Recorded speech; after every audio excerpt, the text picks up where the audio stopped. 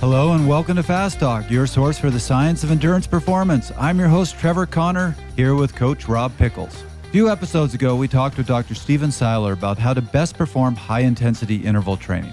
And while that work is always challenging, it's actually fairly easy to execute effectively. That's because we have very detailed definitions of our high-end intensities or zones. Plus, most of us can wrap our heads around a 30-second all-out effort or a steady 5-minute threshold interval. But what about a steady 5-hour effort as hard as you can go? It's a lot harder to wrap your head around as you walk out the door. What pace or power do you even start at? The fact is that 80% of our time should be spent in zone 1 and 2. But most of the research and our training tools focus on the minutia of our work at or above our anaerobic threshold, the 20%. We don't have a great way to figure out our zone 2 power or heart rate. Even harder is figuring out how to pace and fuel a 4-hour workout so you stay in your zone 2, something that can be far more complex and nuanced than any interval workout. Yet, this is where many of us get little guidance. So joining us today to help explain zone 2 training is Fast Talk Lab's new head exercise physiologist, Jared Berg. Jared has been testing and advising athletes for years, and one of the greatest values he brings them is in helping them understand and execute their zone 1 and 2 training. He'll explain to us how he figures out each athlete's lower zones,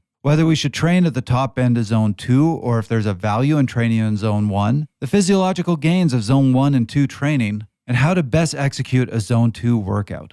Along with Jared, we'll hear from Coach Kristen Arnold with Source Endurance and founder of the virtual testing platform Inside, Sebastian Weber. So get ready to go a little slower and let's make you fast. Well, Jared, welcome to the show. We haven't had you here for a bit. I think it was episode 89 was the last time we had you on the show. 89? What are we on now? 331. It's been a hot minute. It's been a hot minute. You were at CU Sports when we recorded with you, actually at the center. Yep, I do. Yeah, exactly. In that little fishbowl conference room. That's a back in the day situation. Yeah, I can visualize that. Everybody walking by, us doing a podcast. Yeah. But Jared, excited. You are now part of the team. You have taken over our services program. So you are offering all the physiological services for Fast Talk Labs. And we're really excited about this. Yeah, and some sports nutrition services, which I'm also excited to be working with. So anybody who's interested, take a look at our website. We've completely revamped the services. Jared has a lot to offer. So if you have any interest, take a look. And there's my plug for somebody who has been doing my testing for, 15 years now? Yeah, it's been a while. Thank you, Trevor. Check out www.fasttalklabs.com for more information. Thank you. I needed somebody to do the radio voice. So let's dive into this episode. So a few weeks ago, we talked with Dr. Seiler and we focused on high intensity intervals, really getting his take on what we should be doing in terms of high intensity. But as we know, if you're into the polarized approach, that's actually 20% or less of your time. The other 80% is nice and slow. And Jared, you said, let's do an episode on the 80%. We have talked about this a lot on the show, but where I really value having you here is, I get hit all the time with that question of what is my aerobic threshold? What is my zone 2? And you can give percentages, you can give calculations, but it's actually a really hard thing to figure out. And ultimately, it's something that you can only figure out in the lab. So the perspective I'm hoping you're going to give through the show is what you see with athletes when you are testing them when it comes to that zone 1, zone 2 range. How do you figure it out? What are the benefits you see from training in those zones? What are you seeing when you're testing the athletes? Yeah, it's a big area. When you're talking about 80%, that's a lot of someone's training, right? The 20%, there's some high intensity, you don't have a lot to work with. But when you're talking about 80%, especially when you have athletes training 20, 30 hours a week, that's a lot of volume. So trying to understand what you do within that 80%, it can be really important from my standpoint. Yeah, and it seems you have to get it right for that 80% to really be worthwhile. One of the big concepts that we spoke with Dr. Seiler about last week was balancing sort of the stress versus reward equation. Mm-hmm. And, that's where, hey, if we're spending a lot of hours in this supposedly lower stress zone, it's probably pretty important to know that we're actually in the place that we think that we are. And I've seen athletes go off the rails thinking they were doing the right thing, being 5% off, and it can make all the difference in the world. Yeah, it certainly can. I think that most important thing to nail down right off the bat is getting that 80% right, that top end of where you are in that, really training in the 80% area to where you're actually starting to hit that 20%. And that basically, we're talking about like a threshold. We're talking about physiological markers that define whether you're in that, where you're supposed to be for the 80% of the training versus that 20%. And that's what you want to really nail down right now. If you're trying to do that using estimates of max heart rates, a typical zone profile like that, or if you're using FTP type testing or, on the run or the bike to nail down where that 80% should be, and we're talking 80%, we're talking about the top of zone 2 often, you can be a little bit off. You can be off by that 5% or so, and that can make a big difference. So let's dive there because I find this really interesting. Before we started recording here, we had, just kind of a quick side comment of that aerobic threshold, that top end of zone 2 in a 5-zone model or top end of zone 1 on a 3-zone model. Where is that? And we have in the show notes 75 to 80% of FTP. Rob came in and said, no way. Jared and I were saying, no, up to 85%. Rob's like, no, 76%. So no, less than that, in my opinion. Yeah, you were thinking like 70, 72. I would say oftentimes 70, 72%. Yeah. But what's interesting, right, is the conversation that we were all having, I think, as we discussed it a little bit deeper, was the athlete that we were sort of referencing in this, yes. right? Trevor, you were going a lot based off of your personal experience. And back in the day, listeners, believe it or not, Trevor used to be a halfway decent cyclist. I used to actually be able to go sort of fast. Somewhat fast, faster than I ever did at my best, Yeah. But with a threshold north of 300 watts, in a relatively small person at the time. And Jared, you were talking a lot about some of the triathletes that you're working with. Exactly. Now you're starting to kind of talk about the profile of an athlete, really is kind of where we're going into. And so if you have an athlete, say like, someone like Trevor, or like a more of an endurance cyclist, somebody doing, focusing on longer 100-mile gravel races or Ironman type training events, their threshold or top of zone 2 could be at a different percentage of their actual functional threshold power. Yeah, or heart and rate. For me, what I was thinking of was more of, I'll say, your everyday athlete, right? A threshold that's maybe between, 225 watts, 250 watts, or an athlete like myself who has a relatively strong anaerobic system and a relatively weak aerobic system. That is very much going to skew these percentages of FTP that you're looking at. And ultimately, it's funny, I kind of stopped our little argument by saying, guys, this is actually the best argument for why we should actually be doing lab testing, because we have examples of how the upper end of zone 2, the upper end of your base zone, is in this 20% swing of FTP. How do you possibly get that right without actually just looking under the hood, seeing what is happening physiologically, taking it literally from the horse's mouth, taking it literally from the source, getting information that way? Yeah, I want to emphasize this and hand it to Jared because this is a really important thing to understand. And one of the most common emails I get from our listeners, where is my top end of my zone 2? Where is that aerobic threshold? When we're talking about lactate threshold, we have the arguments about 20 minutes, multiply that by 95%. Does that give you a good threshold, or do you need to do an hour? But the truth of the matter is all these different ways of testing that lactate threshold, you're going to be within 10 watts, probably. You're going to be pretty close, 10, 15. I would say it's bigger than that. You could get more error. You're still going to get relatively close. You're hopefully at top end of your sustainable effort. You're going to get the feel of it. When somebody says, how do I go out on the road and test my aerobic threshold? That's harder to do. It's go out and do 5 hours as hard as you can do 5 hours. That's really hard to pace. And as you said, 72 to 85%, that's a huge range. Yeah. So the point I'm making is we can have those arguments about the lactate threshold, but you can still go out and get a decent feel for it because you're just trying to go as hard as you can for whatever that length of time is.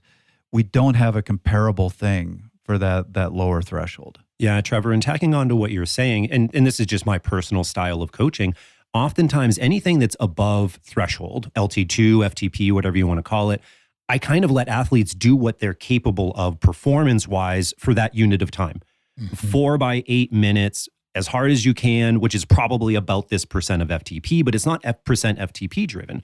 It's limited by your ability to actually execute. Performance driven. Exactly. But when you come down to base, it's not limited by your ability to execute, because for a 1 hour ride, you're going to go out for an hour or two of base. You could certainly ride much harder than this prescription, right, which is why the prescription is so important. So below FTP, I oftentimes are this percent, this window, all the way up to FTP, all the way up through subthreshold workouts. And so that's why it is so important to nail exactly where those heart rates are, those powers are, those RPEs are, because you have to be descriptive and prescriptive to people to make sure they're doing it correctly. So Jared, let's throw that to you. How do you figure out that aerobic threshold? How do you figure out that top end of zone 2? Yeah, I would say before I get into like exactly what I do in the lab, kind of transition from this discussion a little bit, I will see trends, and we kind of talked about this earlier, where we see somebody who has a really amazing anaerobic potential. If they can put out like their VO2 max watts are quite a bit higher than their lactate threshold watts, right? And they can get lactates up around, 10, 12 millimoles or north of that. I will see that their zone 2, their LT1 or VT1, is at a lower percentage often compared to their threshold, right? Their functional threshold power. Where somebody who's more like an Ironman type athlete or a long gravel racer, longer type, endurance rider, they're going to have, a lot of times their top of their zone 2 can be closer to their functional threshold power that they might get in that test. And so that's maybe one of the drivers of, if you're going to use some of those estimates, that might be how you kind of look at your own self and say, characterize yourself as a rider. But going more into your question, in the lab, I'm going to do things like I'm going to look at baseline level lactates. I'm going to look at when lactate starts to rise a little bit from baseline. And then when it has a bigger jump, and then I can sort of look at inflection points in the data, right? And then I'll also look at what's happening with the ventilatory data, what's going on with oxygen utilization, when is the blood starting to absorb more oxygen, when is that total amount of oxygen related to the amount of air being exhaled starting to increase. And that type of data tells me where someone's moving from zone 2 to zone 3 is where we're finding their LT1, their VT1. And we're also seeing some trends in fat utilization often, where fat utilization starts to drop off. Those are all the signs that I'm looking at in the lab, and that is going to be the most optimal way to find the top of your zone 2 to really nail down where that 80% should top out at. A lot of our listeners might have seen a lactate test. Some of you might not.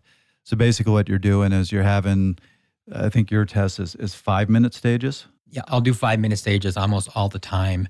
Sometimes I'll do longer stages if it's a real endurance rider. So let's go with that 5-minute stage. So you do 5-minute stage at X wattage, and you increase it 20, 25 watts. You do another 5 minutes, and then you increase, and you're measuring the lactates at the start and end of each of these stages.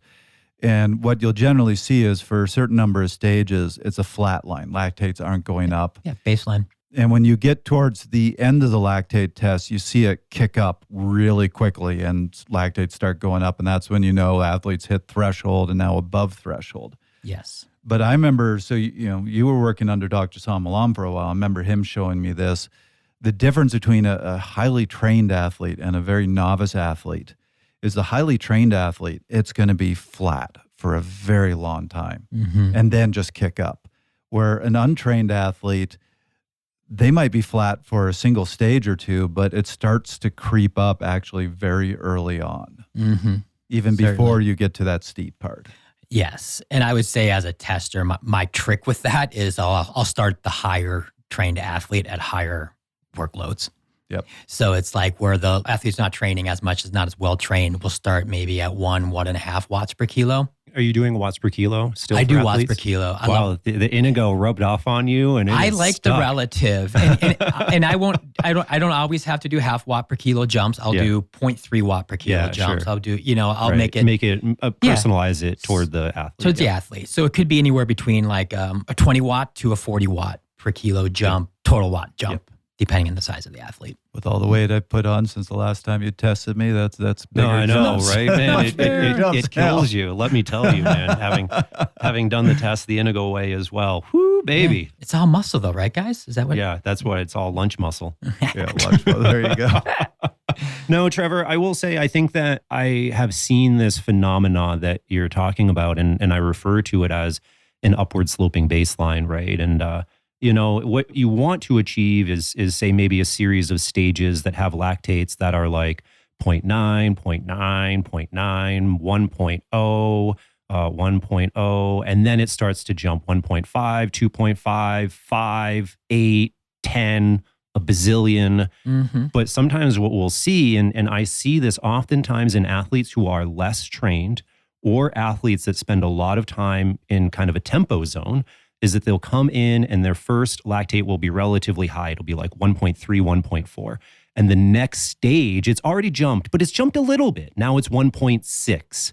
And then it's 1.9. And then it's 2.4. Mm-hmm. You're not seeing this rapid rise. You're just seeing these small rises each time. Yeah. And for me, I think that we have to think about the underlying physiology here, right? And that is, we are grading our force, right, as we pedal from easy all the way to maximum by recruiting more muscle fibers. And with that muscle fiber recruitment, we tend to start with our slow twitch muscle fibers. And as we push harder and harder, we begin bringing in more and more fast twitch type 2A and then type 2X fibers. And we know this. There was a lot of research done back in the 70s where they looked at glycogen depletion in individual fibers. At low intensities, slow twitch fibers depleted their glycogen, but fast twitch fibers didn't really deplete much. Moderate intensities, slow twitch depleted theirs, and fast twitch started to deplete theirs. Exercising up around VO2 max, and all fibers were depleting. And so I think that we can also correlate the lactate that we're seeing, the changes in the graph, to the fiber types that are being recruited. And in these less fit people, their slow twitch fibers are not strong enough to be doing this workload. And so they're already recruiting these type 2A fibers right from the get-go. And that's why we're seeing this slight increase in lactate, because kind of the wrong fibers are doing the work if endurance and longevity are important. That's exactly what I was getting at. And Jared, I want to throw this to you because now we're getting at what is the benefit of that zone 1, zone 2 training. And I love looking at it in terms of the graph because we were talking about percentages. The fact of the matter is you take an elite cyclist, have them ride at 75% of their functional threshold. Their lactates are going to be 1.0. It's going to be flat. They can do that for 5 hours, and they're still going to be at a 1 lactate. Mm-hmm. You take a far less fit athlete. You take a me, Trevor. Or a me now. Let people know you're looking at me as you're saying this. You have them ride at 75% of lactate threshold. They're starting at 1.2. Maybe higher. And an hour or two later, they're up at 3 millimoles. They're actually starting to get towards, this is now becoming close to their functional threshold. And after a couple hours, they're dead. Mm-hmm. What we've been trying to communicate is that for something that's a relatively easy effort, what's going on physiologically is very complex. Let's hear from Sebastian Weber, who explains just how complex it gets when we start talking about the various factors that affect us on a long zone 2 ride.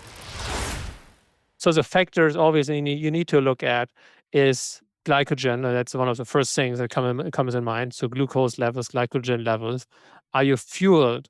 Then the next thing obviously is hydration. You can talk about or think about overheating. Mm-hmm. That's a thing. And then loss of electrolytes is a thing. What is not so much on the focus of people is something that you might want to call, or is called sometimes in the literature, a local dehydration, or a local shift in water coming along, obviously, with a shift in electrolytes. So obviously, you're pumping electrolytes back and forth between different membranes and intercell space and so on.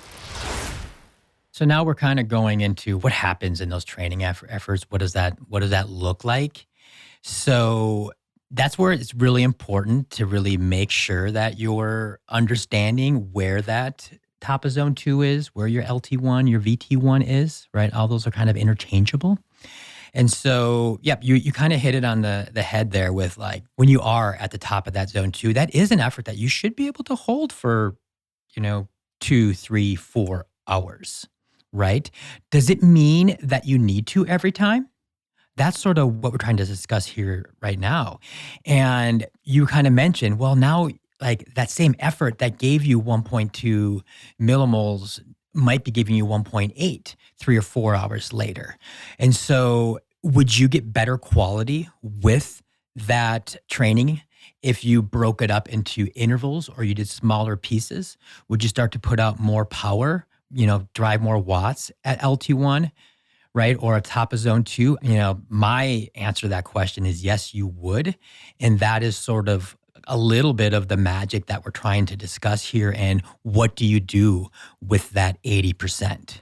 Yeah, Jared, I'd love for you to continue expanding on that, because the thought of doing intervals in a base zone was new to me. I saw that on the outline. And so I'd love to hear more of your thoughts, because I'm kind of intrigued on how you're implementing this. Yeah, that's a great one. So this is a workout that I got back from an athlete yesterday. And I loved it because, zone 2 doesn't have to be this monstrous, long endurance type effort, especially on the bike. The bike, we tend to go longer, put more miles in, put more volume in. Well, I work with a coach who we came up with this very simple, basic, even called boring workout where... So wait a minute, I got to interrupt you. As a guy who loves doing 8-hour rides, yes, it does. It does need to be long. It does need to be boring. Exactly. Why would you do anything else? At some point, you have to be like, why am I out here doing this? Yes, that's when I'm in my sweet spot. That's it. Yeah, because that's fun. Oh, man. Sorry, so keep going. I love it. So so this is a 90-minute ride with 45 minutes right near LT1. Okay, so we had this athlete do this workout 2 weeks ago, and he was like, well, my LT1, 129 heart rate, that felt a little bit high for power. So I just kept it around 300 watts. We're like, this is an opportunity. There's potential here, right? If you push that 129 watts, I want to see, or 129 heart rate, I want to see how many watts you can get. So we just gave him this 45-minute piece where he pushed 129 heart rate was his average. He topped out at 135 and he averaged 330 watts yesterday. This is a 77 kilo professional triathlete. So a little bit. That's got to be a big boy. Exactly. So he's a big, lean, strong triathlete. But the fact that we made this zone 2 smaller, shorter, more concise allowed him to get more quality out of it. All right. But you think about it, what if we had him do, 2.5 hours at zone 2, which is totally reasonable, right? That's a reasonable workout, 2 hours zone 2, 2.5 hours zone 2. Think about how much energy he would have expended, how much calories that he would have burnt through, how much fatigue he could have put in his leg, how much heat he would have generated, right? That's a big stress. So instead, we kind of make them shorter. We do 30, 40-minute work. We take a little break, and then we rinse, we repeat. That makes it a little bit more tolerable. And then we end up with a more productive workout, and we can actually kind of work to his true potential rather than just fatigue him all the time. Yeah, this is interesting. Jared, you and I have both worked quite a bit with Dr. San Inigo. Mm-hmm. And, he has always contended that you can't push oftentimes elite level athletes to the top end of their zone 2 for long durations, for all of the duration that they're riding, because it is so stressful on their body, because they're so metabolically efficient. Yes. Right. And that they are doing huge amounts of calories and huge amounts of watts. And if you expect them to be able to ride 20 hours a week, they certainly aren't doing it at the high end of their zone 2. And it's interesting that you are incorporating, it might sound different, but it's almost that exact same mindset. Let's shorten the base workout so that we can get you to the top end of your zone 2. Exactly. And I'm sure that this is in conjunction with a heck of a lot more riding at lower intensities. It certainly is. And I'll shout out to one of my athletes, Billy. This is for you. We literally spoke about this yesterday, about a high and a low zone 2. And it's not really a concept that I had ever played with a lot in the past. But I do think for some athletes, and especially based on the volume that they're doing, we cannot be sitting at the high end of our zone 2 all the time, especially as athletes get stronger, especially as their volume goes up. Yeah. For anybody who's interested, I'll put this in the show notes. I actually wrote an article where I interviewed Dr. Sal Milan asking that question, is zone 2 different for an amateur and an elite? And it actually ended up being a more nuanced interview than you would think. Mm-hmm. He had arguments on both sides. There's actually some arguments that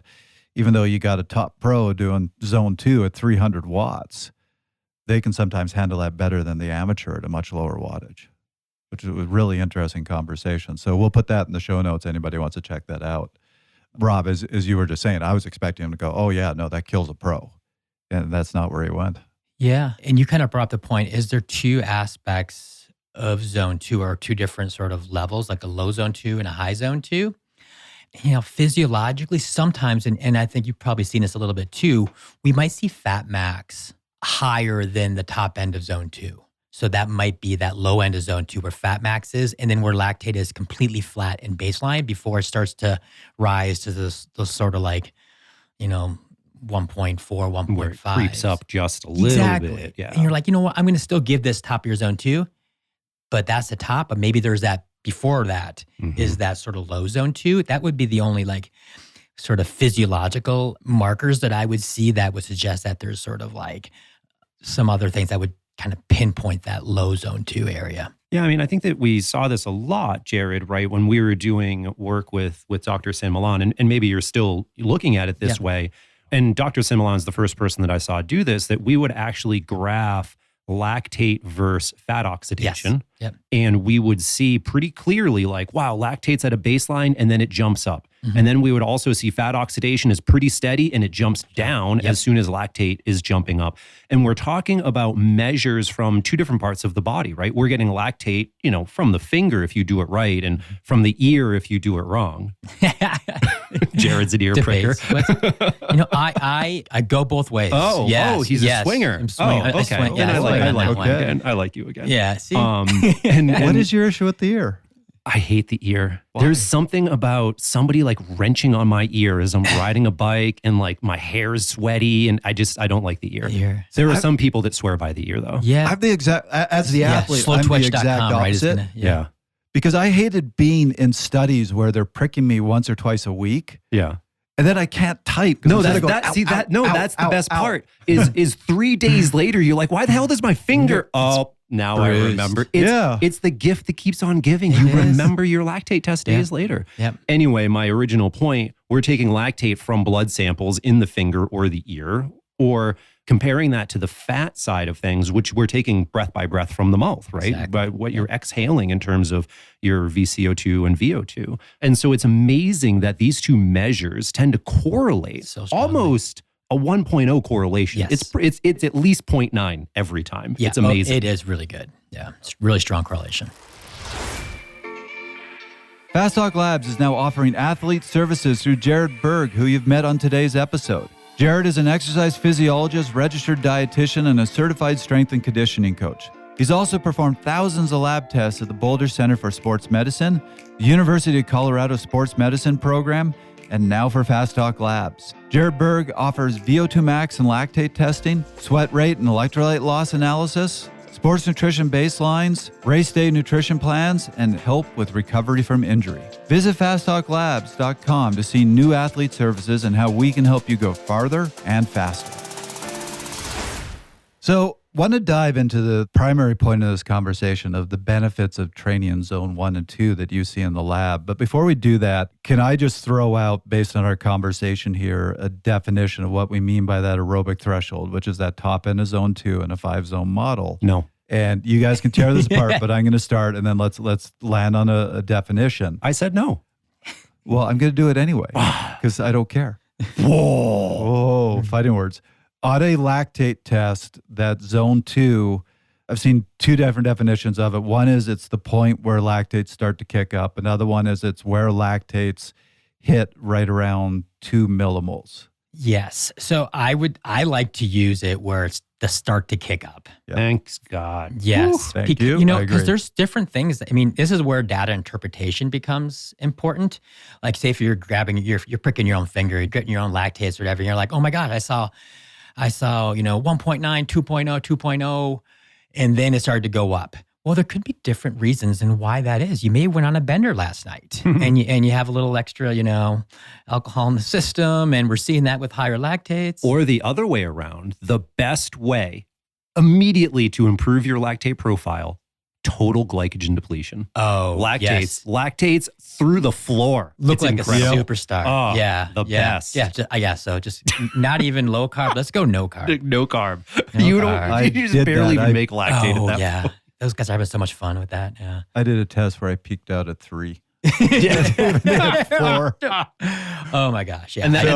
And we're changing the conversation, but that's how you know, right? Mhm. Is the glycogen depleted athlete comes in, their lactates look amazing. You're like, my God, you are incredible. So much and they're endurance. tapped out. And it's 4 millimolar or less, and they are literally falling off the bike. Yes. I did it with Inugo, and I'm sitting there looking at my lactates going, oh my God, I'm so fit. And Inugo just stops me and goes, come back in a week. He's like, what's wrong with you? Go Have eat a some donut. food and come back. Anyway, Jared, Yeah. back to the first LT1. So yeah, I like to look at it where you start to see it tick up, right? That's LT1, right? And then also, so if that's what we're just talking about lactate, right? But if we're talking about, ventilatory data, we're looking at gas exchange. We're looking at when the oxygen utilization starts to kick up as a ratio to the total volume of air being expired. So that's the other marker. And we'll also see that reflected in fat utilization. So fat utilization drops off, like we mentioned earlier. So all those markers combined help me figure out where the top of zone 2 is. And I'll say that upward tick that Jared's talking about to define LT1 is oftentimes between absolute values of 1.5 and 2.0 millimoles of lactate. But to say that it's always 2 millimoles for people, I grossly underestimates the differences that people have. Oh, yeah. Here's the other really important point that I'm going to make, going back to what is the percentage. You look at the shape of that bottom part of the curve before it really kicks up. Out of shape. And it's going to be very different depending on the athlete. You have that top pro, it is flat, flat, flat, and then it really kicks up. You have a less fit athlete, it's actually going to start creeping up earlier on. Mm-hmm. So where that zone, that aerobic threshold, that VT1 is going to be very different depending on the nature of the individual. So to be able to say aerobic threshold is 72% or 75% of your functional threshold is just too much of a simplification. Yeah. And I think that we ended up here because of research, right? Yep. It is time consuming to look at every single profile of every person, right? And I say time consuming, 5 or 10 minutes, it's not that long. But when you have all of these research subjects that you're trying to do this for, it adds up to be a lot of time. So what's easier than that? Just defining a number, 1.5 or 2. Then you're flying through your research data really quickly, and you say, oh, we did all this training. It improved power at 2 millimoles. Therefore, it improved their base aerobic ability. Mm-hmm. And then now everybody's like, okay, great. 2 millimoles is base, and it's not. Yeah. Yeah. And I think it's interesting. I'm my own subject very often. I have all the tools. I can put the mask on. I can prick my finger. It's fun to prick your own finger when you're at threshold on the trainer. Yes. My wife walks into the house. I have hooked up to a metabolic cart. There's just lactate strips all over the place. But what's interesting is right now I am a little bit better trained running than I am cycling. And so my run is a nice flat, low lactate baseline. Right? Where my cycling, because I'm just not hitting my base like I should, like a good student.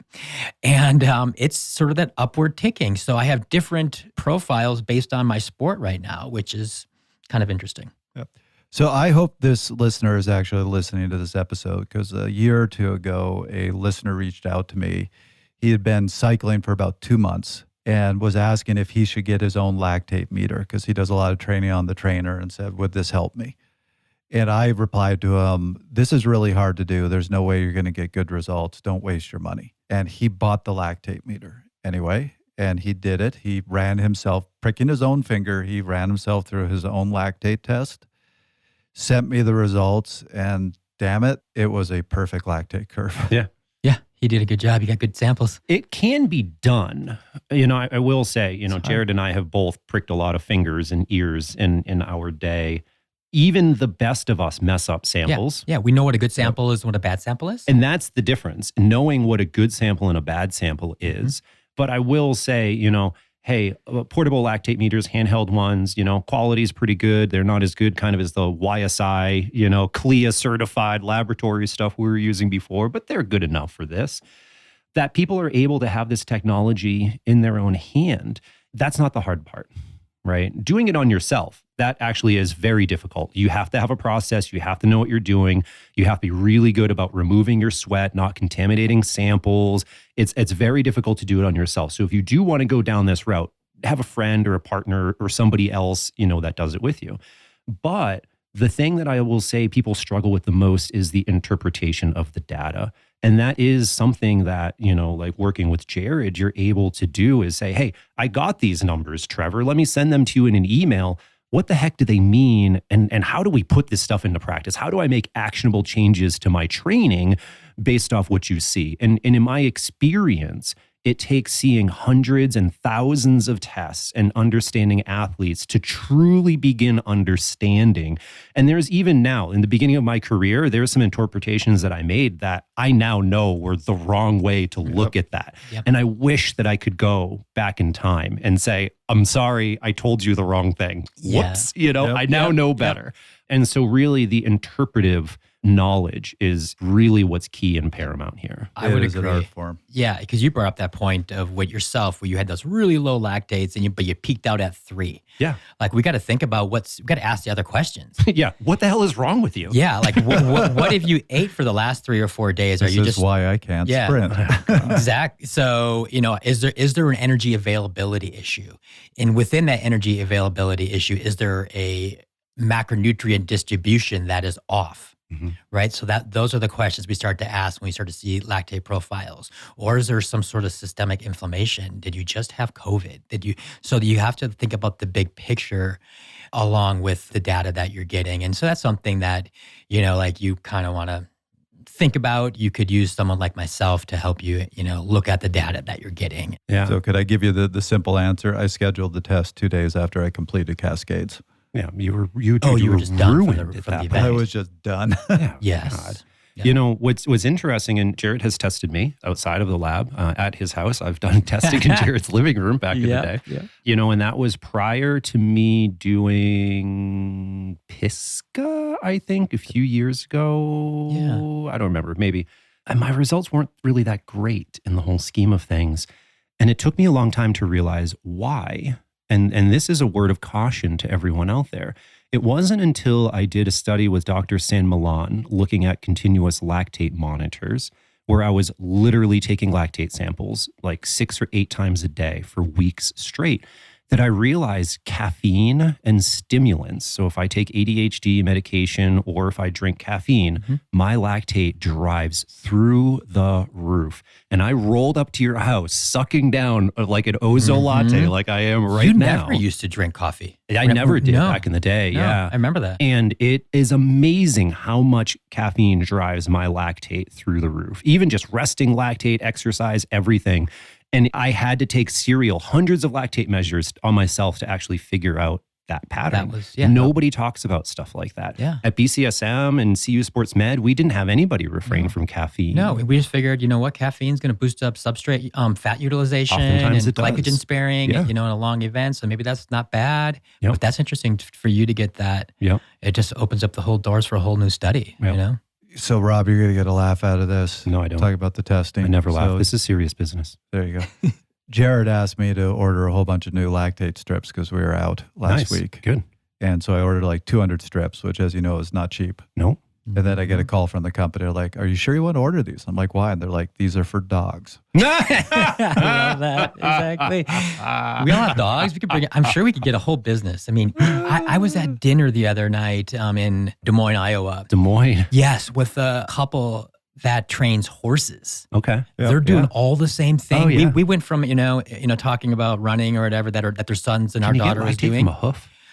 Yeah, where do you take the lactate on a horse? This is what I want to know. Why the animals let you do this? But they're doing sodium bicarb. Oh, nice. Yes. As supplementation. Yes, with the horses, but they're also Interesting. testing it, and they don't want to do so much. They're like it's like they're regulating it. Yeah. It's really interesting. I mean, Wow.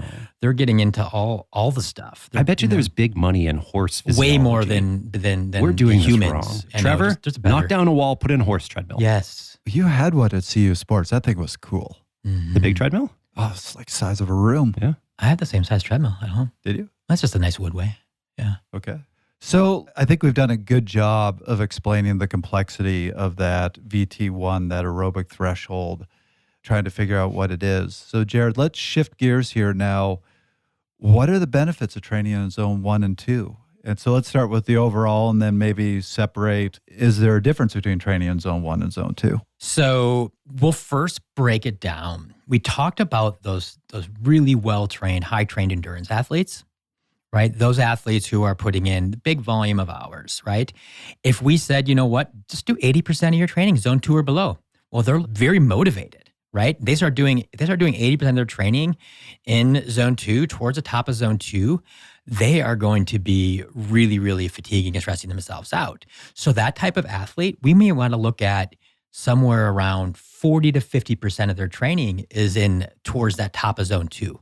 And the rest can be just getting in neuromuscular adaptation, really light, just spinning around, getting around those pedals, long endurance rides, making it where like if they're on the bike, they're at home, that type of training is that sort of like zone 1 style training. And then 40, 50% are the zone 2. Maybe there's those intervals I'm talking about.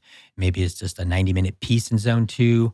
That's the kind of work that we're looking at for the highly trained, big volume athletes. And right? I think that this is especially true if, as we talked about when we opened the show, Mhm. is your zone 2, I'll say above 72% of your FTP.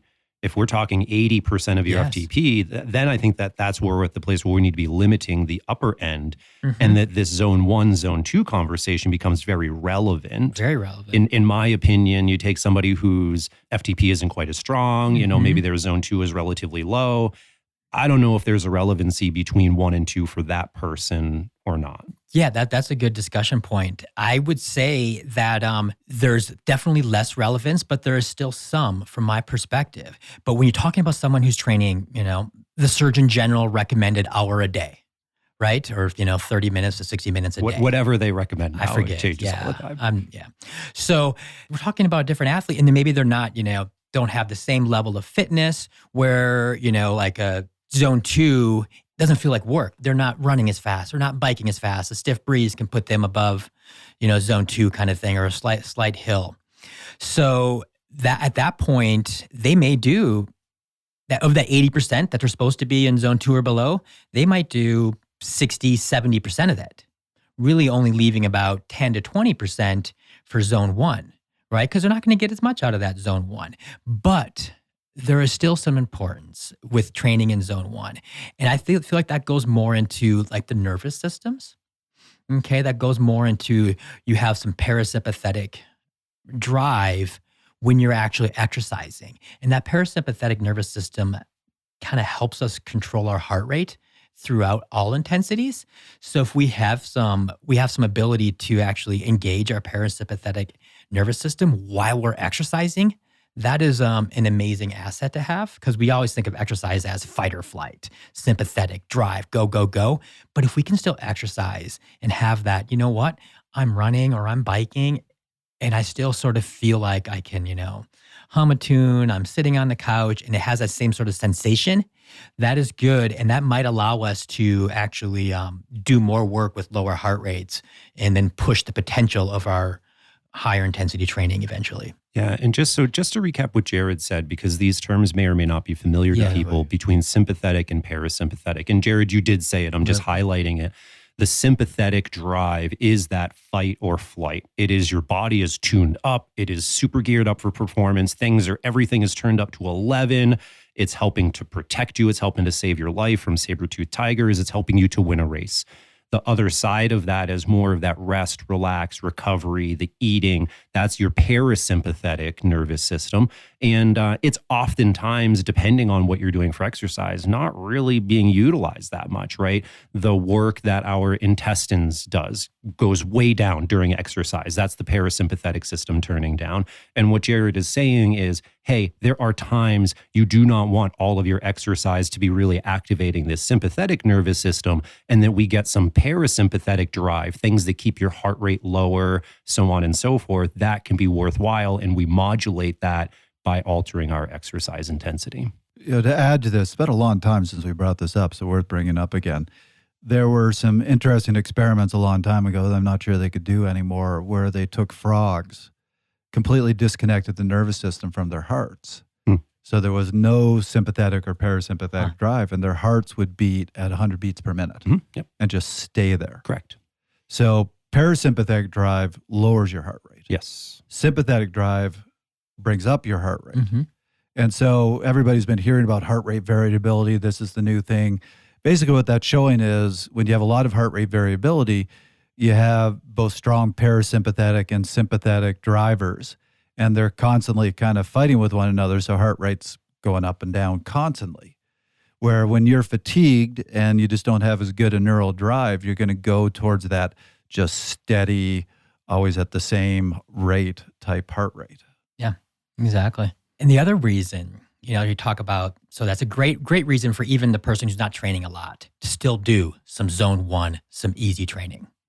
All right. But if you start looking at like a runner model, right? And we say, do all of your training in zone 2. Like I have a son who's a collegiate runner, and we have his zone 2 right now, somewhere around a 5:50-minute mile. Okay. That's where he hits LT1, VT1. And so if we said, do 80% of your training in zone 2, he could be running between a 6:20 and a 5:50-minute mile for 55, 60 miles a week, right? He's training upwards of 80, 85 miles a week now.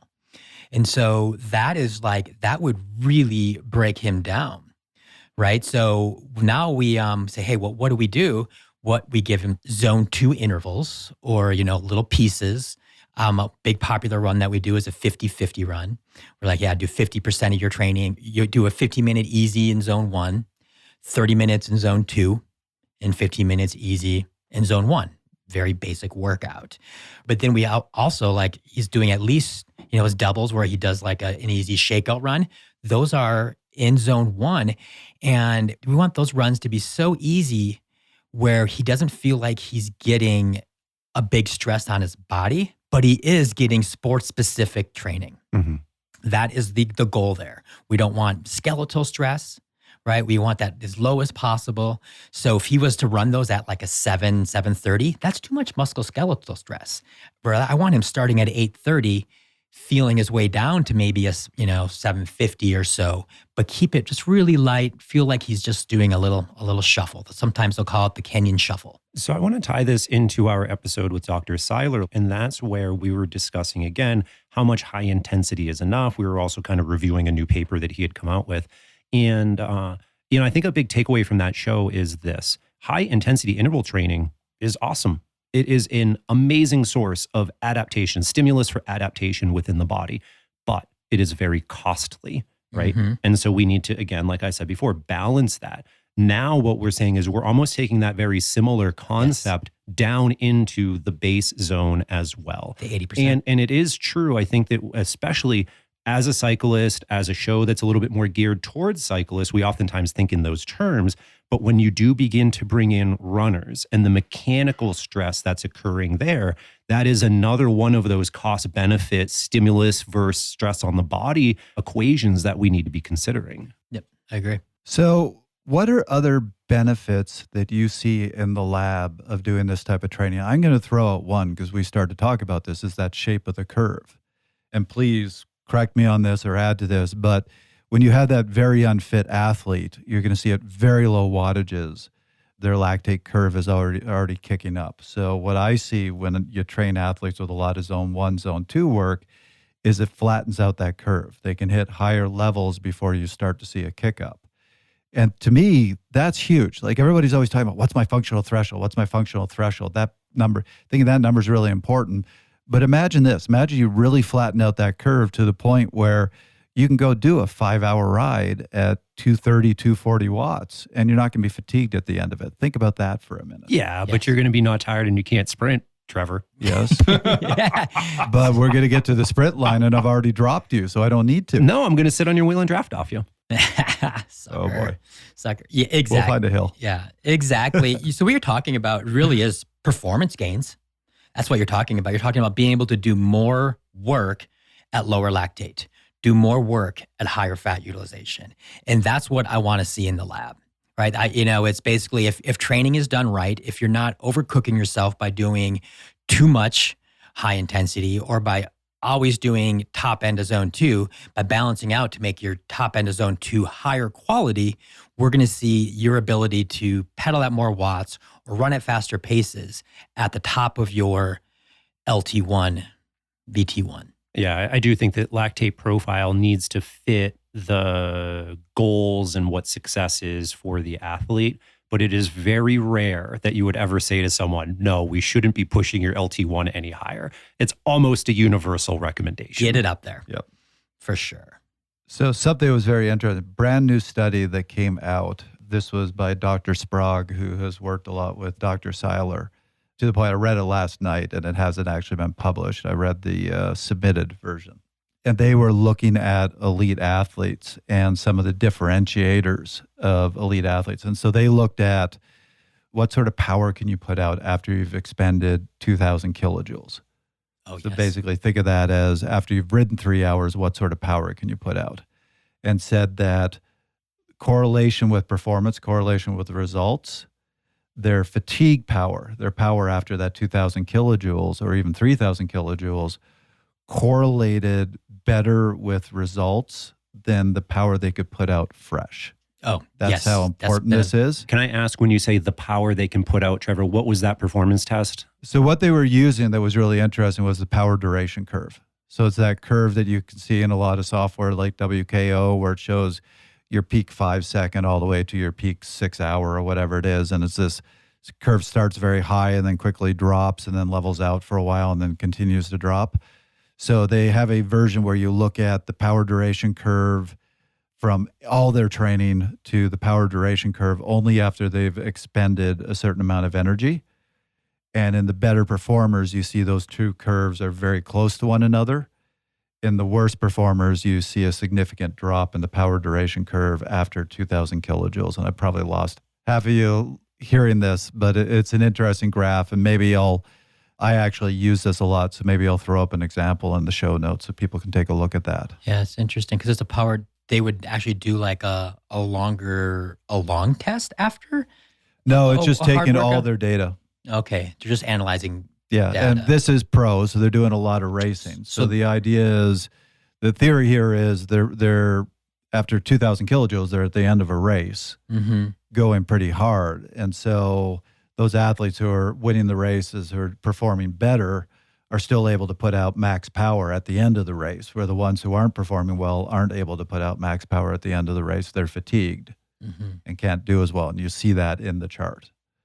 So, and to continue with this, the point that they made was you saw a high correlation with training below that aerobic threshold, amount of time spent training below that aerobic threshold, and that fatigue resistance, the ability to still put out that power later on.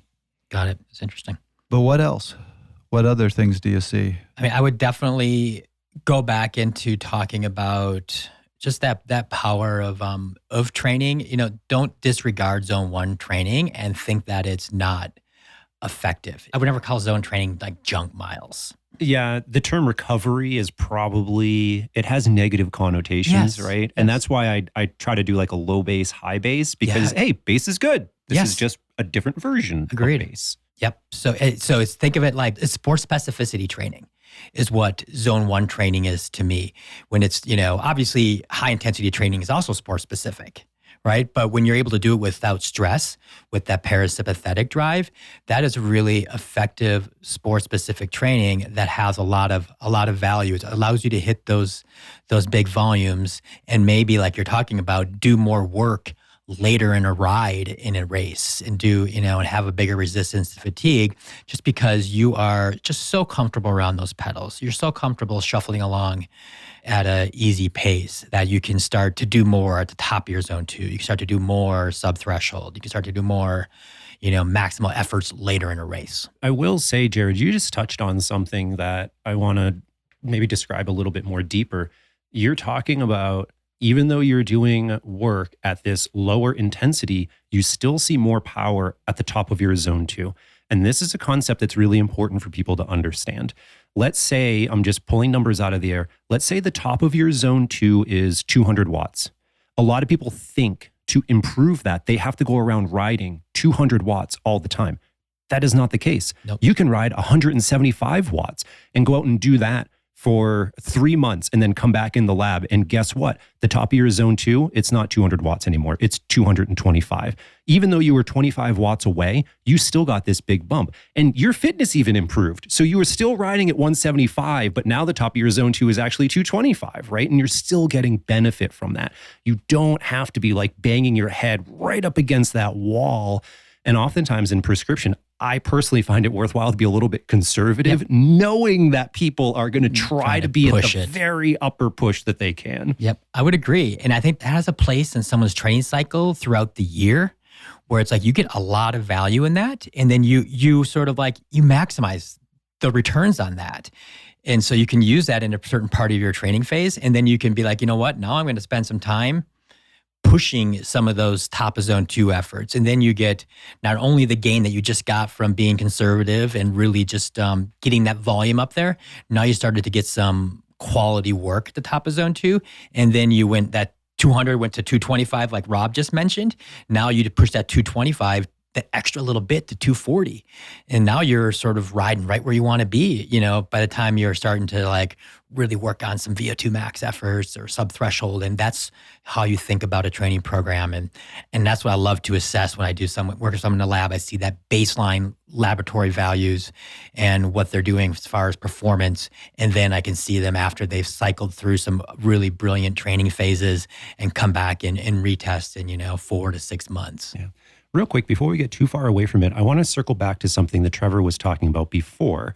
And that was oftentimes we can see athletes that have that upward sloping baseline.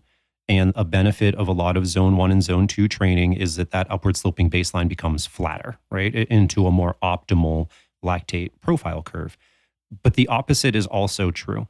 We can take somebody who's pretty fit, who has been doing a lot of zone 1 and zone 2 training. And if they go out and add in a lot of tempo training, their baseline begins skewing toward a upward sloping baseline. And it doesn't have, at that point, it doesn't have anything to do with their fitness, right? Because their FTP can be great, their numbers can look good, but because they have now really decreased the percent of zone 1, zone 2 training in their training diet, then their baselines begin looking not as optimal anymore.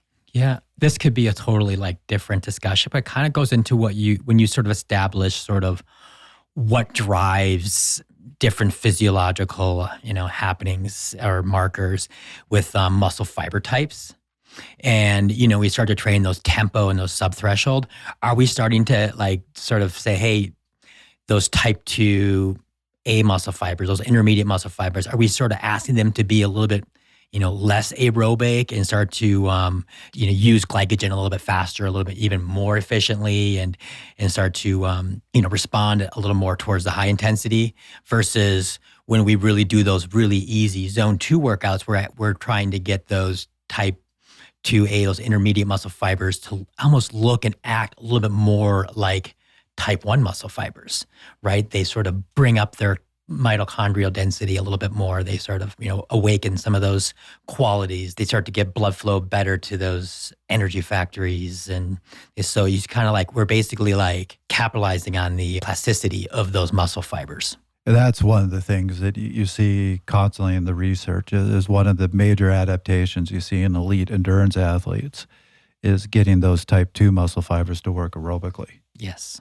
So Jared, we've really been talking about your expertise in laboratory testing, but the other area that you're particularly versed in is in dietetics as well. And so I'm wondering from you, How do we roll nutrition into this conversation? Exactly. That's definitely, I'm super excited that I get to add that to my practice as a registered dietitian and sports dietitian. It's really valuable to not just be like always talking about exercising and how do you really work and, tire yourself out or, do more work and deplete yourself. I get to actually go into the side of how do you nourish yourself, right? How do you energize all the awesome work that you want to do on the daily or get yourself fueled up for a race? So, there's lots of ways you can use that type of, the type of, I guess, training that I have and education that I have around nutrition and the physiology. I would say most pragmatic would be the fact that with physiological testing, we can look at how much energy somebody is expending during, at the top of their zone 2, right? Where does the top of zone 2 correlate with a race type effort? And then we can make some really good calculations as to how many carbohydrates somebody's expending at those efforts. And then we need to be able to figure out, well, exactly how many, considering how much, storage they might have on their body, how much nutrition they need to take in hourly in order to meet the demands of their events, right? And that's, really race specific right there. But also on the daily, if the energy's not there, the performance isn't going to be there, right? You can't make something out of nothing. So we have to understand, how many calories is somebody burning on the daily, on the weekly, and how much is their nutrition keeping up with what they're expending. So we talked about like if somebody's always training, top end of zone 2 for 80% and then doing some amazing, 20% high work, like what does that look like for a caloric expenditure? Well, for a high level athlete, if they're training, 3 to 4 hours a day, that could be, 5,000 to 6,000 calories daily. Right? Are they able to meet those workload demands with nutrition? And so that's something that I love to be able to work on. And that's just like math right there. But then we can go into other stuff too. Let's hear from Coach Kristen Arnold on some of the challenges we face with measuring energy needs. The metric I am still feeling like is a moving target is estimating energy needs or calorie needs for cyclists. And this is because cyclists have a unique opportunity, ones that use a power meter, that we can measure the kilojoules that is almost a 1-to-1 correlation with kilocalories burned on the bike. And this is unique compared to an athlete in a sport like soccer or, really any other sport that doesn't have some kind of metric measuring their power or their energy output. I've asked probably 12 to 15 dietitians. I've asked several professional groups. There is definitely not a consensus in a textbook or anything like that. So at this point, it's just best professional experience. But essentially, we can estimate calorie needs better with a power meter than we can without, with an asterisk there, right? So energy calorie needs are always an estimate and it is indirect, right? We measure indirect calorimetry even when we're doing oxygen exchange. Standard equations that measure energy or calorie needs use really rudimentary metrics like your height, your weight, and your age to measure. There's going to be a huge margin of error for that, especially for athletes, we've found. So any kind of app or wearable that's measuring your calorie needs for the day is going to have a huge asterisk by it as far as like what your body's actual energy needs are for the day. That being said, we are developing better equations and better ways to measure that. So for example, I have several athletes that have a Whoop strap. And when I do the calculations on my own, using the standard equations and then also using kilocalories or kilojoules burned on the bike, it's very close. It's within 5% usually of a Whoop strap. So that's actually one of the more potentially accurate ways to measure calorie needs. So yeah, I would love to hear more about this and what are some takes of how to, as accurately as we can, measure energy needs for athletes in cycling. This conversation, right, we've really been centered around lactate, right, in terms of laboratory testing. And that's doing a disservice, I think, to the other half of the equation. And that is using breath by breath data to understand total caloric expenditure and then also the ratio of fat and carbohydrate there. And, Jared, I think you're entirely right where, different athletes are going to have different efficiencies. It's going to take a different amount of energy to, say, put out 200 watts into the pedals for different athletes.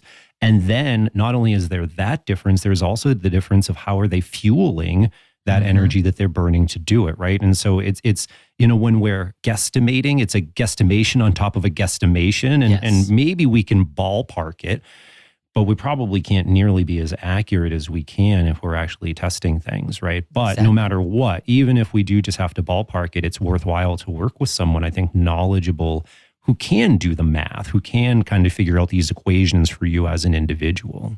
And for any of our listeners who are new to this, I'm not going to go into the complexities of it, but when you're burning carbohydrates primarily as fuel, the ratio of carbon dioxide that you're producing to oxygen is very different from when you're burning primarily fat for fuel, and that can be measured. So we can look at that ratio and determine what is your balance right now between carbohydrates and fat as your fuels. And that then gives an indicator of at each stage, at each given level of power production or heart rate, are you a fat burner or are you a carbohydrate burner? And that then influences what you should be consuming. Exactly. Yeah. And then something that's really, I find interesting that in my practice, when I've started looking more heavily at energy availability, is sort of a down-regulated metabolism. We kind of touched on this with the inability to hit high lactates, right? Also see this with super high fat metabolism and the inability to go into high or almost completely carb metabolism. And so when I see that, I suspect that this particular athlete has a down-regulated metabolism.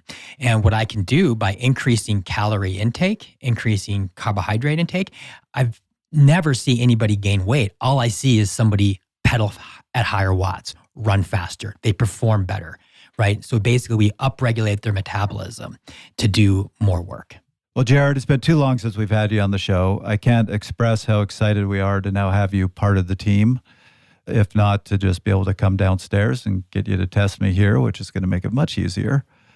Really looking forward to a good future with you and seeing what you do with this program.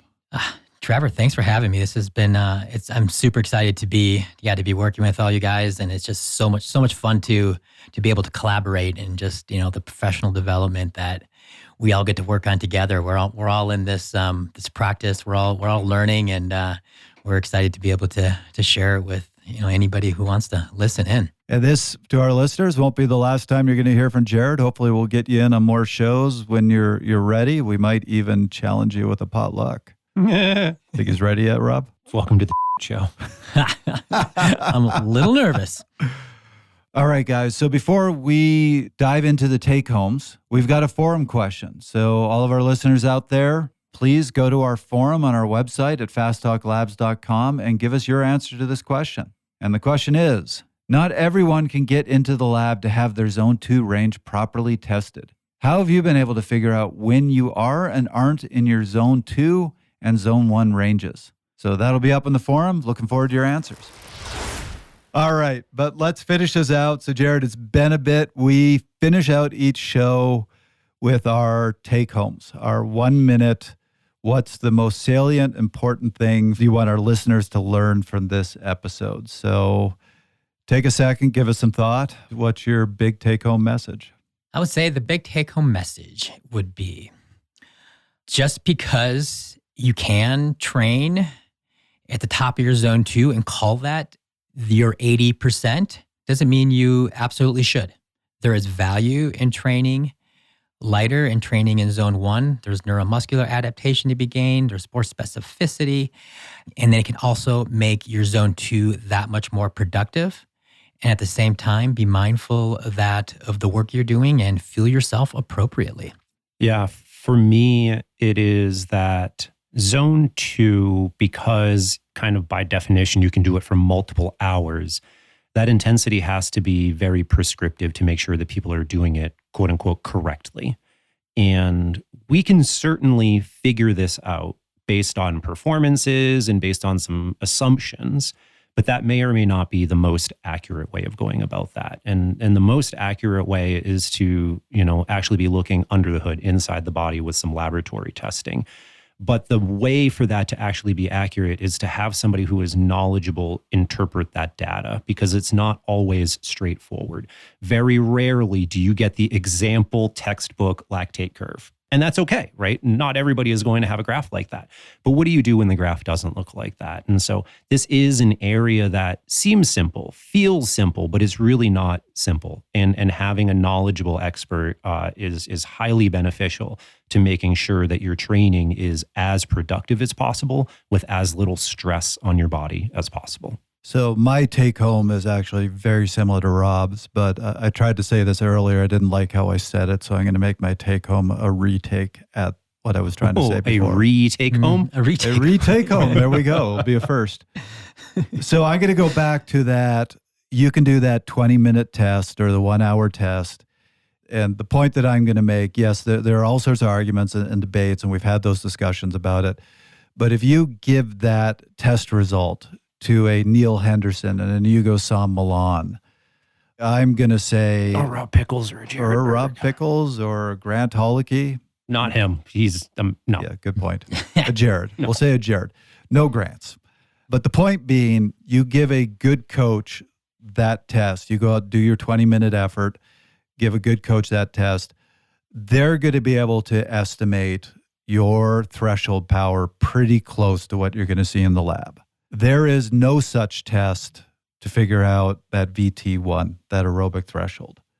There's nothing that I can think of that you can say to an athlete, go out and do this, and I can figure out what your VT1 is.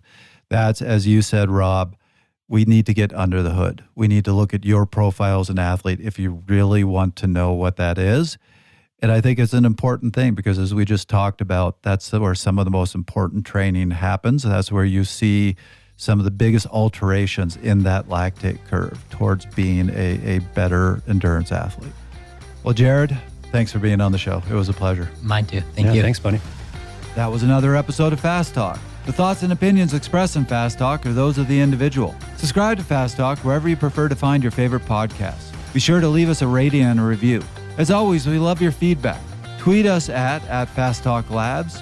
Join the conversation at forums.fasttalklabs.com or learn from our experts at fasttalklabs.com. For Jared Berg, Kristen Arnold, Sebastian Weber, and Rob Pickles, I'm Trevor Connor. Thanks for listening.